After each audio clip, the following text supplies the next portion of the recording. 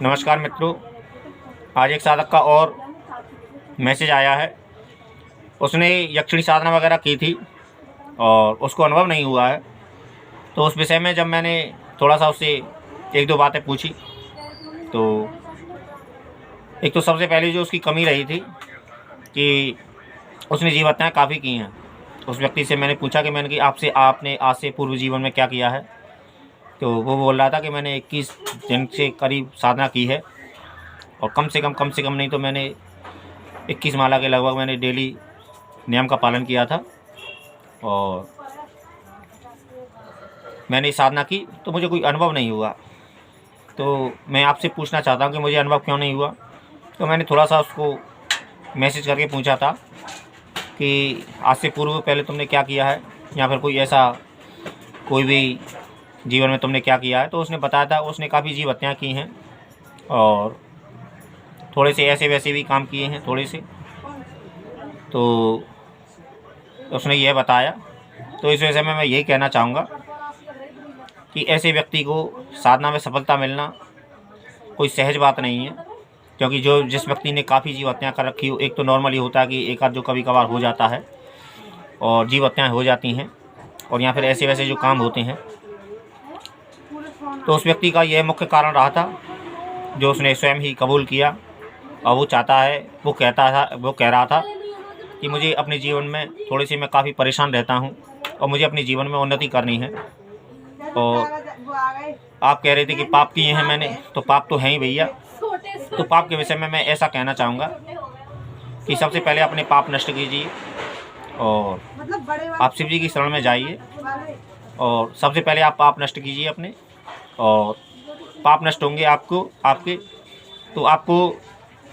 अपने जीवन में बहुत पाप नष्ट हो जाएंगे। तो आपको साधना में अनुभव भी होंगे और सफलता भी होंगे और सफल भी होंगे अपने जीवन में। सबसे पहले अपने पाप नष्ट कीजिए और जो गलत कार्य आपने आज तक किए हैं उनसे क्षमा कीजिए और भोलेनाथ से क्षमा मांगिए।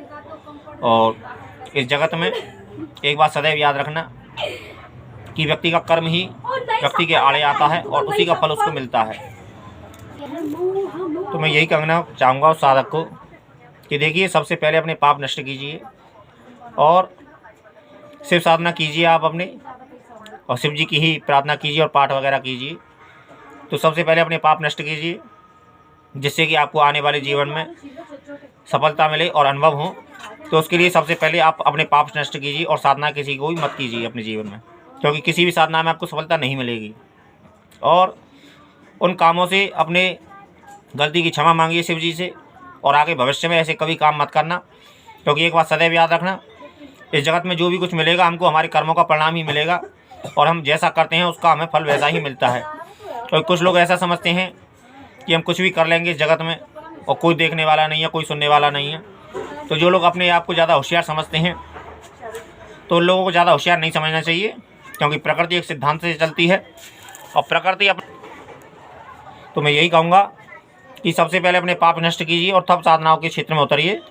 और पाप नष्ट करने के लिए आप सिर्फ सहस्त्रनाम की साधना कर सकते हैं और ब्रह्मचर्य के साथ में करेंगे तो ज़्यादा उचित रहेगा और जल्दी से आपके पाप नष्ट होंगे, क्योंकि ब्रह्मचर्य अपने आप में एक बहुत महत्वपूर्ण चीज़ होती है व्यक्ति के जीवन में, और ख़ासकर जो बड़ी उम्र का व्यक्ति हो, क्योंकि ब्रह्मचर्य अपने आप में एक बहुत बड़ी शक्ति होती है और बहुत कुछ देने में समर्थ है।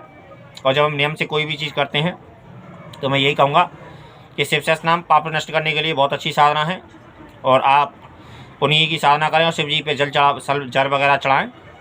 और ऐसे मैं सभी लोगों से यह कहना चाहूँगा कि जिन लोगों को अनुभव नहीं होते तो मुख्यतः कुछ ही कारण ऐसे होते हैं जिनकी वजह से व्यक्ति को अनुभव नहीं होते हैं, वरना ज़्यादातर साधकों को अनुभव होते ही होते हैं। और मेरा ऐसा व्यक्ति का अपना अनुभव है और मैं यही कहूँगा कि ऐसे किसी भी कर्म से बचना चाहिए, क्योंकि कुछ लोग ऐसा समझते हैं कि इस जगत में हम कुछ भी कर लेंगे और कुछ भी अपने मन चाहे मन मर्जी कर लेंगे। तो ऐसा नहीं समझना चाहिए व्यक्ति को, मन मर्जी नहीं चलती है जगत में, क्योंकि नॉर्मली तो हम संसार में ही देखते हैं कि कानून भी है इस जगत में और हमारे घर वाले भी होते हैं, परिवार वाले भी होते हैं, पड़ोसी भी होते हैं। तो ये सभी हमको संकेत भी देते हैं लेकिन हम समझते नहीं हैं, ये हमारी मूर्खता है। और फिर प्रकृति का सिद्धांत तो अपना अलग ही, भगवान का जो सिद्धांत है उसका अपना एक सिद्धांत है। कुछ लोग ऐसा समझते हैं कि भगवान इस जगत में है नहीं और यहाँ फिर हमको कोई देखने वाला सुनने वाला नहीं है, क्योंकि ये मेरा व्यक्तिगत अपना अनुभव है। मैंने जब जब गलतियाँ की हैं, हमें एक छोटी सी गलती का हमें 10 गुना दंड भुगतना पड़ता है इस जगत में। यदि हम कहीं पे 1 रुपया दान करते हैं तो हमें उसका 10 गुना मिलता भी है इस जगत में। ऐसा एक प्रकृति का सिद्धांत भी है। और यदि हम कहीं पे कोई गलती करते हैं और जानबूझ के गलती करते हैं, एक तो अनजाने में गलती होती है, खैर वो तो एक अलग चीज़ होती है, वो तो क्षमा हो सकती है। लेकिन यदि व्यक्ति कोई जानबूझ के गलती करता है और कुछ ऐसी गलतियाँ करता है तो बहुत सी गलतियों का हमें प्रायश्चित करना पड़ता है और पाप की गिनतियों में आता है तो वो हमें नष्ट ही करने पड़ते हैं और वो सभी के लिए अनिवार्य है। ऐसी बात नहीं है कि किसी भक्त को, यदि कोई भक्त गलती करेगा तो उसको क्षमा मिल जाएगी, उसको छूट मिल जाएगी, ऐसी कोई बात नहीं है। भक्त के लिए पहले कानून बना है, क्योंकि अनाड़ी आदमी और अनजान आदमी के लिए तो क्षमा हो सकता है एक घड़ी के, वैसे होता नहीं है किसी के लिए, क्योंकि जो हम कर्म करते हैं उसी का फल हमें इस जगत में भुगतना पड़ता है। और भक्त को तो बिल्कुल भी छूट नहीं है इस चीज़ में। और मैं यही कहूँगा कि ऐसी चीज़ों से हमको बचना चाहिए। और शिव जी की आराधना अपने आप में एक पाप नष्ट करने के लिए और कुछ भी पाने में समर्थ हो सकती है और कुछ भी हम पा सकते हैं शिव जी से प्रार्थना करके और संकल्प लेके हम कोई भी साधना करें तो उसके विषय में सहस्त्र नाम की भी साधना आती है और भी अनेक साधनाएँ होती हैं। हर साधना का अपना अपना एक फल होता है और सहस्त्र नाम एक पाठ ऐसा है शिव जी का कि वो बहुत कुछ देने में समर्थ है। एक ऐसी अलब्ध वस्तु जो व्यक्ति की सोच से परे हो, ऐसा कुछ देने में समर्थ है। बस ब्रह्मचर्य की आवश्यकता है, 1 वर्ष का उसका नियम है। तो मैं यही कहूँगा कि सबसे पहले अपने पाप नष्ट कीजिए और आपके पाप नष्ट हों। जब आपको ऐसा लगेगा जीवन में आपके पाप नष्ट होने का एक ही आपको संकेत मिलेगा कि आप अपने जीवन में उन्नति करेंगे, आपके आसपास में सुख भरा माहौल और एक खुशी भरा माहौल आपको अनुभव होगा, तो आप समझ लीजिए कि आपके पाप नष्ट हुए। और फिर आप अपनी साधना में यदि यक्षिणी साधना करना चाहते हैं तो एक बात सदैव याद रखना कि शिव जी को अपने हमेशा साथ रखना और शिव जी की साधना को सुबह अपना पाठ करके अपना रात्रि में अपना यक्षिणी साधना करें तो आपको अनुभव भी होंगे और शिव जी की कृपा भी प्राप्त होगी।